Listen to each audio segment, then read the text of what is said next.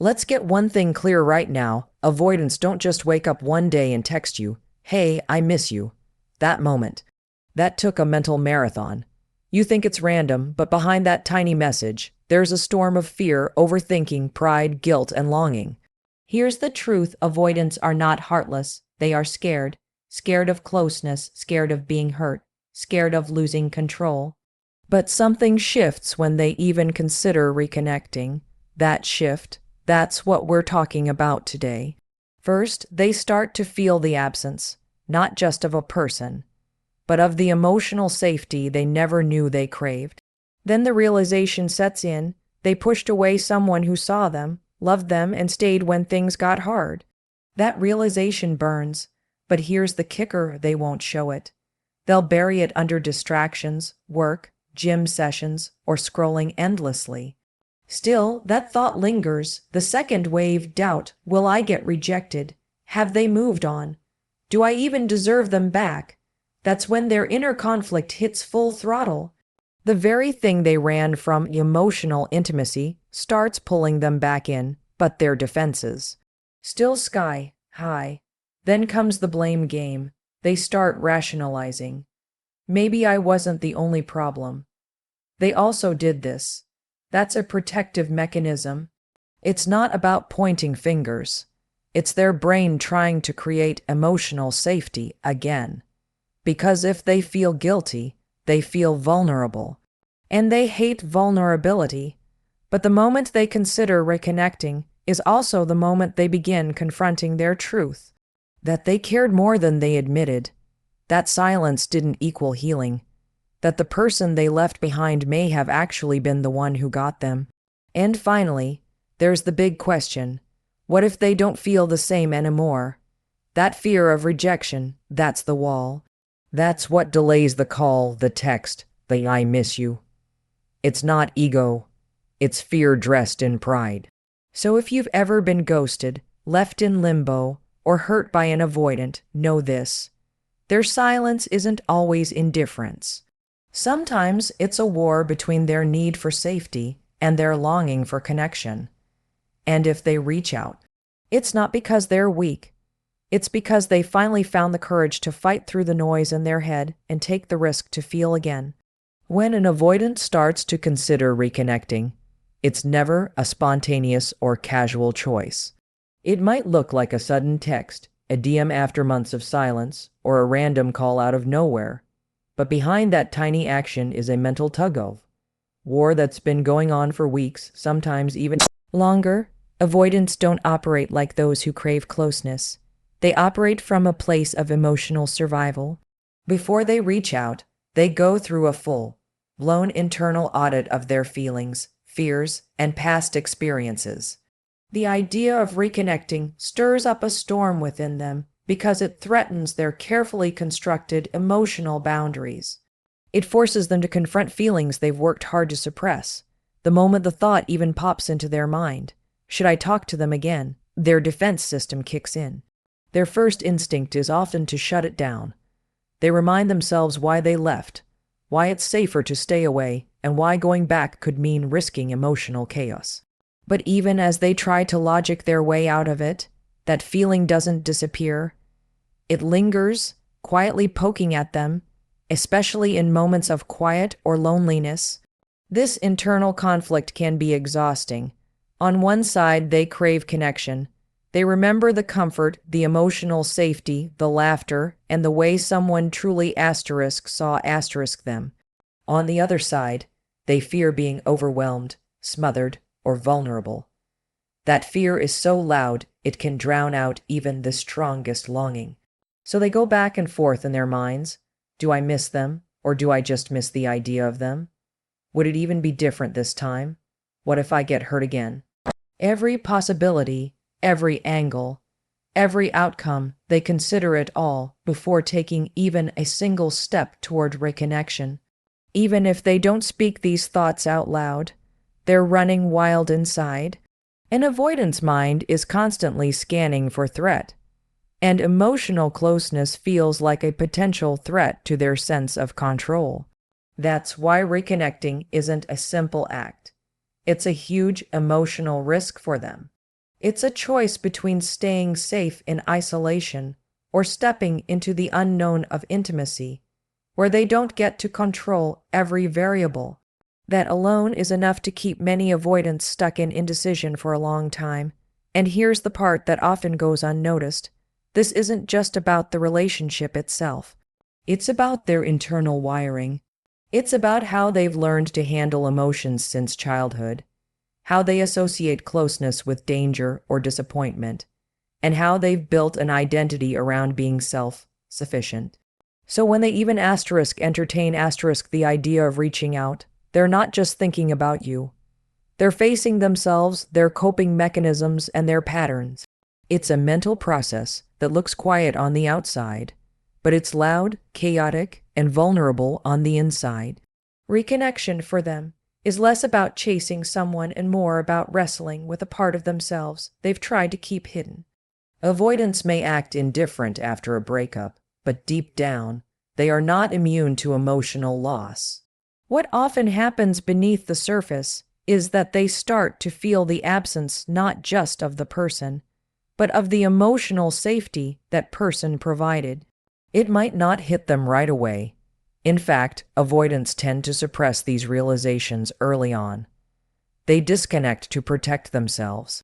But time has a funny way of making them remember not just what they left, but what they felt, and that's where everything shifts. Emotional safety isn't always something avoidants are conscious of craving. They often confuse it with control or independence. But when they lose someone who genuinely accepted them, who saw their walls but stayed anyway, they start to recognize a kind of comfort they didn't know they had. It's not about someone fixing them or rescuing them. It's about feeling emotionally seen without pressure, having space to breathe in the relationship, yet knowing they were emotionally held. That's rare, and avoidants know that, even if they can't say it out loud. At first, they may distract themselves to avoid feeling that loss. They throw themselves into work, into casual interactions, into distractions that keep them from sitting with that silence. But slowly, that silence becomes louder. Not because they miss the drama or the chaos, but because they start remembering the peace, the way they could let their guard down with that one person, the way they felt less alone even when saying nothing at all. Avoidants live in their heads a lot. And when they're alone, they start to replay moments, not the arguments or the tension, but the quiet presence, the support they had, and the patience that was offered.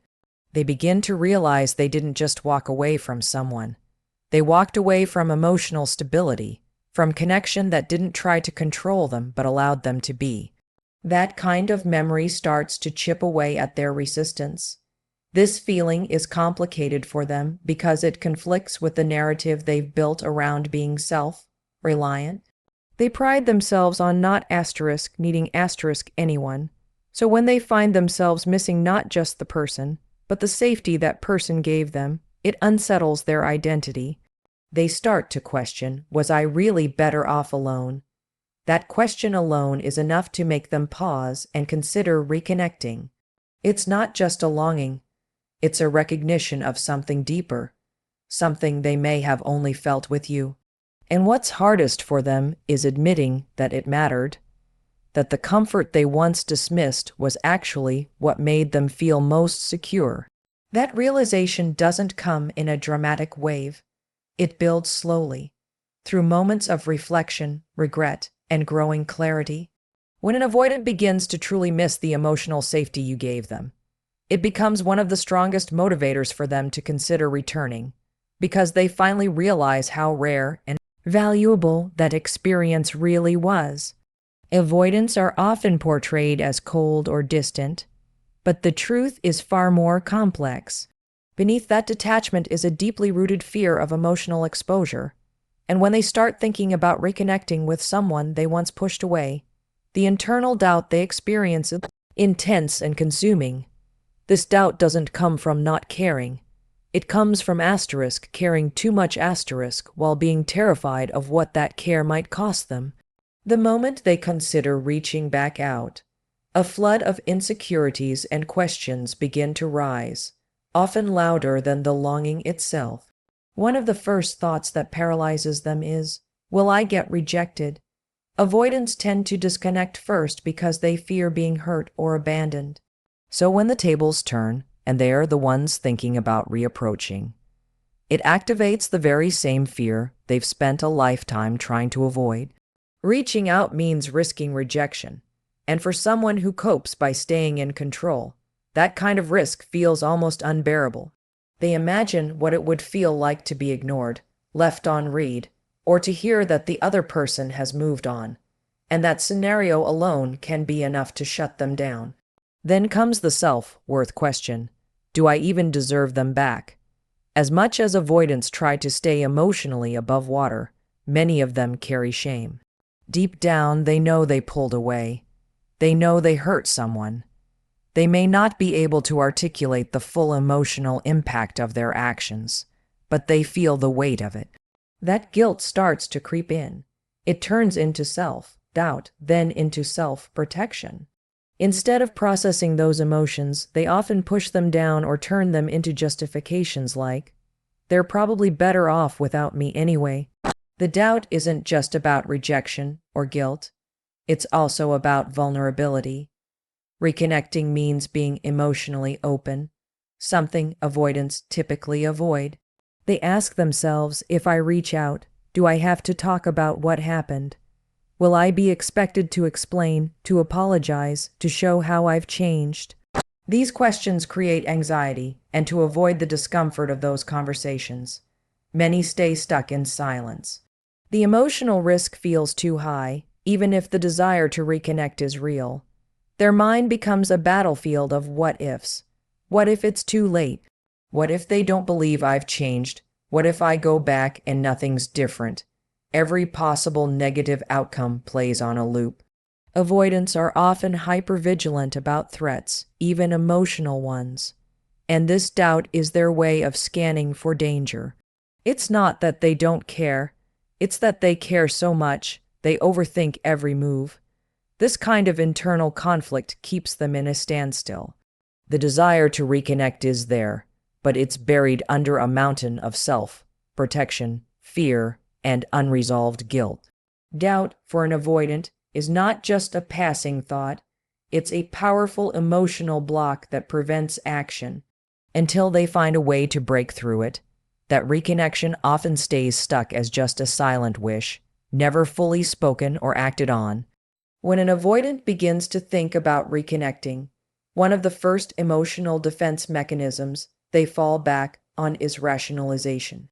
They start replaying events in their mind and reframing the past in a way that makes their emotional withdrawal seem justified. This isn't about being manipulative or dishonest.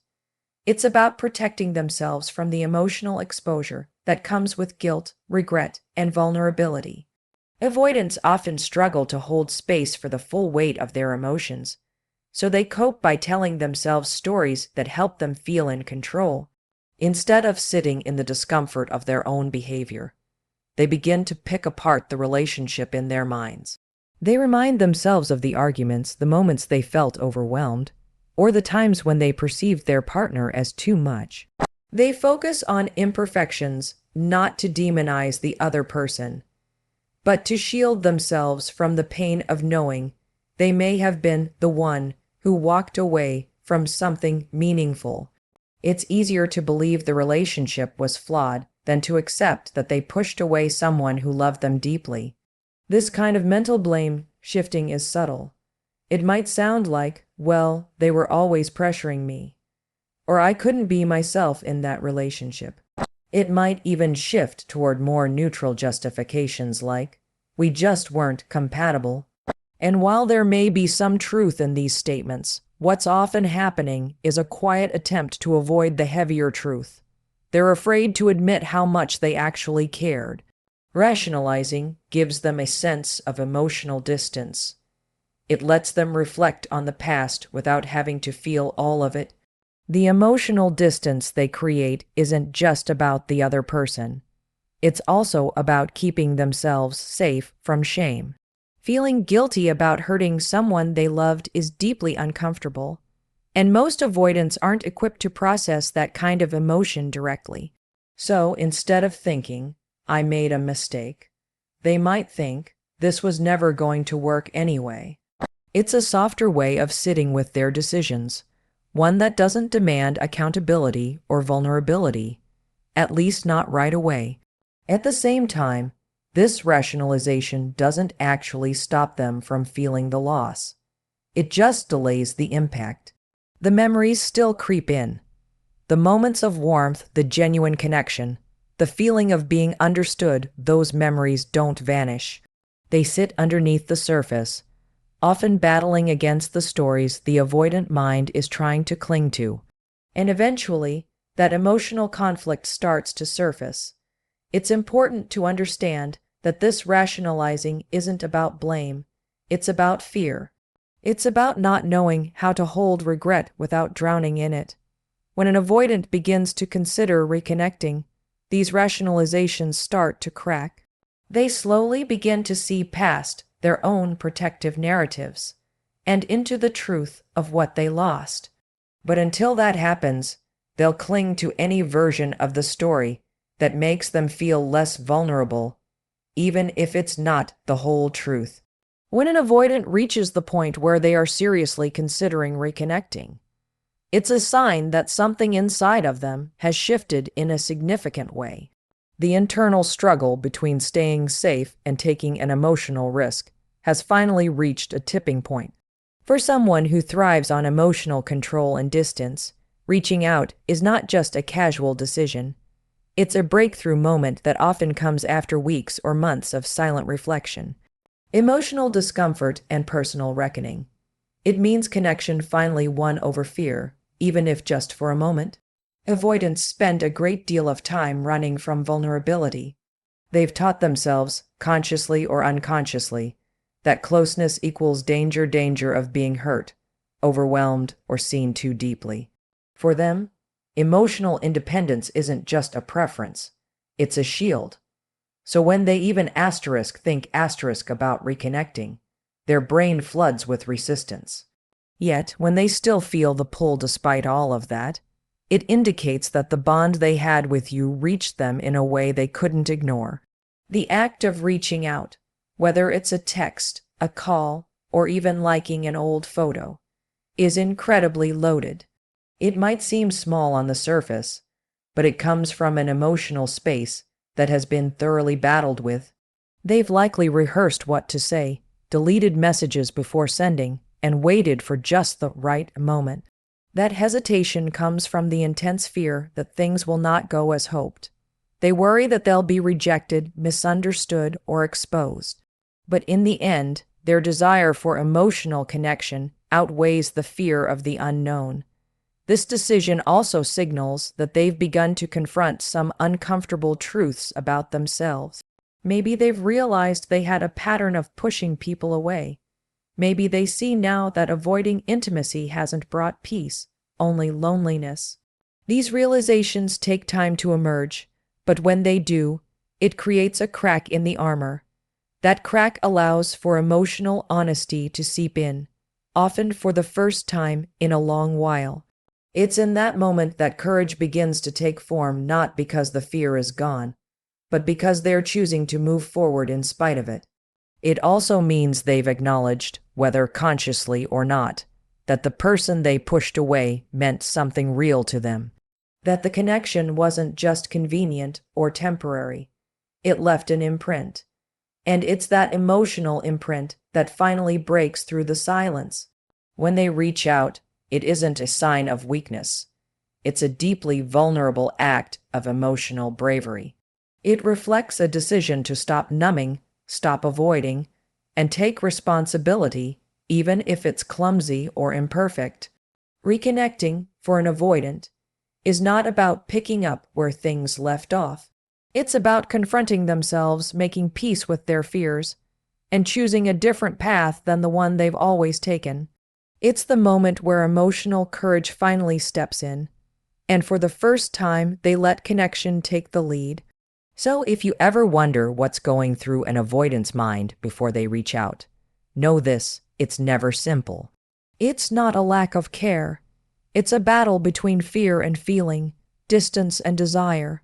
And when they do choose to reconnect, it means they've faced their own resistance, challenged their patterns, and chosen to risk vulnerability for the chance to feel something real again. Thank you for being here, for listening with an open heart, and for showing up for the conversations that matter.